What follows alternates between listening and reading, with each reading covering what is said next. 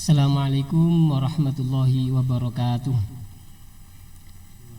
Bismillahirrahmanirrahim. Alhamdulillahirabbil alamin wa bihi nasta'inu ala umurid dunya waddin. Wassalatu wassalamu ala asyrafil anbiya'i wal mursalin sayyidina wa maulana Muhammadin wa ala alihi wa ashabihi ajma'in. Subhanaka la ilma lana illa ma 'allamtana innaka antal alimul hakim. Wa tub 'alaina innaka antat tawwabur rahim. Rabbi shrah li sadri wa yassir li amri wahlul 'uqdatam min lisani yafqahu qawli, amma ba'du. Ma'asyiral hadirin, bapak-bapak hadirin, ibu-ibu hadirat yang dimuliakan Allah, puja puji syukur mari kita panjatkan kehadirat Allah Subhanahu wa taala yang telah memberikan karunia nikmatnya kepada kita sekalian dengan ucapan alhamdulillahirabbil alamin. Salawat dan salam mari kita aturkan kepada junjungan kita Nabi besar Muhammad sallallahu alaihi wasallam dengan ucapan Allahumma sholli ala sayyidina Muhammad wa ala ali sayyidina Muhammad. Assalatu wassalamu alaika ya Rasulullah, assalatu wassalamu alaika ya Habiballah. Pemirsa ngaji online yang mudah-mudahan senantiasa dirahmati Allah, melanjutkan kajian kita kitab Tanbihul Ghafilin, rutin yang kita kaji tiap Rabu sore. Kemarin kita bahas masih dalam pembahasan babul ikhlas, bab tentang ikhlas beramal, dimana kemarin kita bahas tentang contoh-contoh atau permisalan-permisalan tentang orang yang beramal tidak karena Allah Ta'ala. Kita lanjutkan. Bismillahirrahmanirrahim. Qala Syekhul Mu'allif rahimahullahu ta'ala wa nafa'ana bihi wa bi'ulumihi fid dharaini amin. Wa rawa Waqi'un an Sufyan ats-Tsauri amman sami'a Mujahidan yaqul. Kalau para pemirsa membawa kitab nanti ada di halaman 3 baris ke-4 dari bawah. Warawa Waqi'an Sufyan ats-Tsauri. Cerita ini, hadis ini diriwayatkan oleh Imam Waqi'. Imam Waqi' itu adalah salah satu dari guru Imam Syafi'i.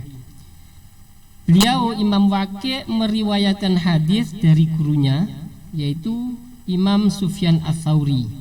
Ya, dalam satu riwayat Imam Sufyan ats-Tsauri ini adalah guru dari Imam Waqi'. Dan beliau juga adalah murid dari Imam Waqi'. Ada memang seperti itu. Ya, jadi ulama-ulama terdahulu itu berguru kepada ulama yang lain. Jadi guru menjadi murid, murid menjadi guru. Hadis diriwayatkan dari Imam Waqi'. Imam Waqi' meriwayatkan dari Imam Sufyan ats-Tsauri amman sami'a Mujahidan yaqul.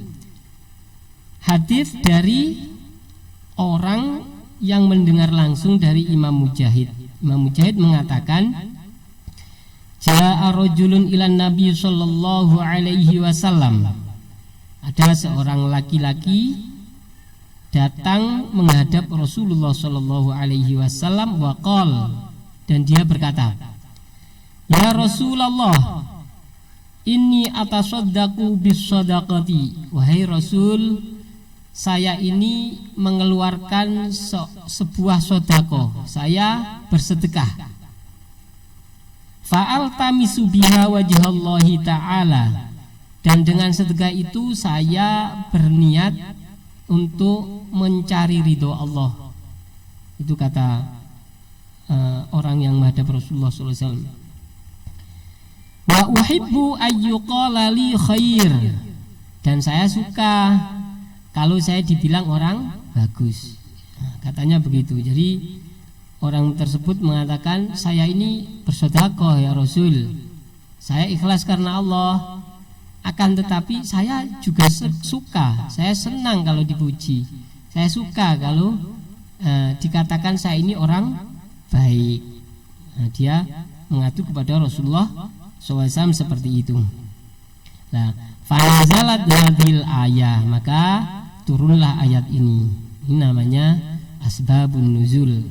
Jadi sebab-sebab turunnya ayat dalam Al-Qur'an.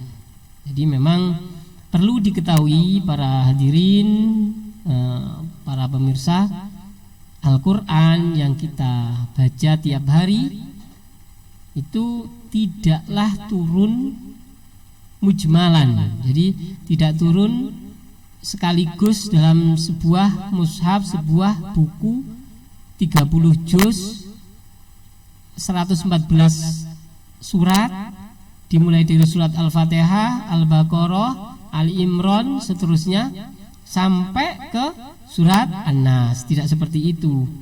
Jadi memang Allah menurunkan Al-Quran kepada Nabi Muhammad SAW itu berangsur-angsur sesuai dengan kejadian, sesuai dengan kondisi keadaan. Sebagai apa? Sebagai pedoman, penuntun, hudan, petunjuk bagi Nabi Muhammad dan umatnya. Jadi seperti ini, ketika ada sesuatu kejadian itu Rasulullah pasti akan didatangi oleh malaikat Jibril membawa suatu ayat, suatu keterangan dari Allah Subhanahu wa taala.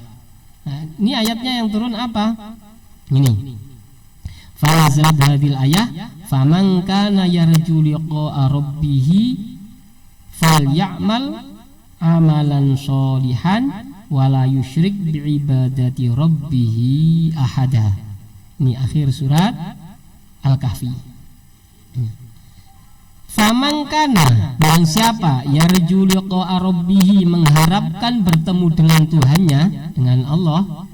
Di sini dipotong sama mu'alif, dimaknai yakni man khafal maqama baina yadayillah ta'ala, barang siapa takut terhadap kedudukannya di depan Allah Ta'ala nanti ketika dia bertemu dengan Allah. Ini salah satu makna yang diberikan oleh mu'alif Syekh Abdul Laith As-Samarqandi itu.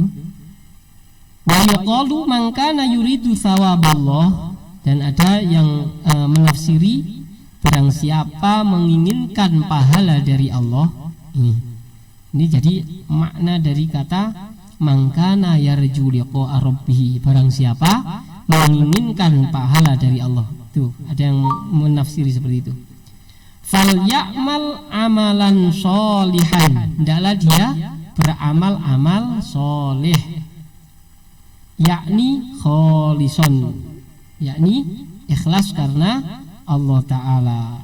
Jadi amal soleh yang ikhlas murni mengharapkan ridho Allah Ta'ala, tidak campuri dengan sesuatu apapun, niat apapun. Itu namanya solihan ay kholison. Jadi tidak cukup baik saja. Jadi amal itu tidak cukup amal yang baik saja, tapi disyaratkan dengan kholison, dengan mengharapkan ridho dari Allah Subhanahu wa taala, murni, tidak tercampur dengan niat yang lain. Itu.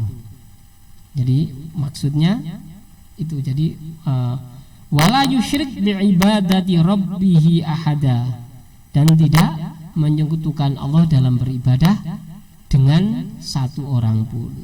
Nah, ini sudah jelas. Jadi kalau kita beramal, hadirin hadirat, kita melakukan perbuatan kebaikan, ketaatan, itu dituntut oleh Allah kita melaksanakan kholison, ikhlas saja karena Allah Ta'ala, wala yusyrik biibadati rabbi ahada. Tidak boleh kita menyekutukan Allah dalam beribadah.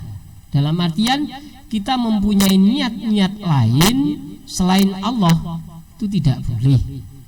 Yakni tidak akan mendapatkan pahala dari Allah Ta'ala. Ini jelas dalam ayat-ayat lain kan begitu. Wa ma umiru illa liya'budullaha mukhlishina lahuddin.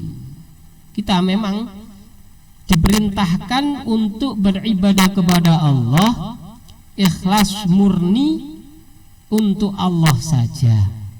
Nah, ini sahabat-sahabat sekalian, ya, pemirsa, perlu kita kita ingat-ingat ini, perlu kita renungkan apa yang disampaikan oleh mu'allif ini.